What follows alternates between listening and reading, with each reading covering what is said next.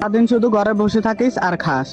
দেখ তো তোর মতো ছেলে আর কয়টা আছে, সবাই কাজ কাম করে খাইতেছে আর তুই বাপের হোটেলে বসে বসে খাইতেছিস।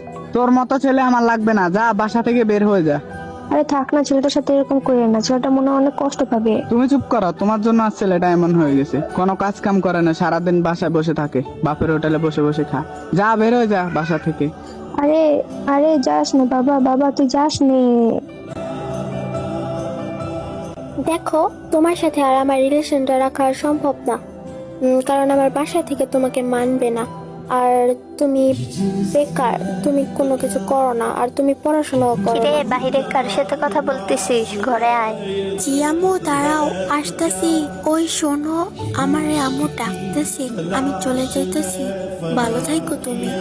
मुझे चाहने की आस ने धरा धरा शिकस्त ही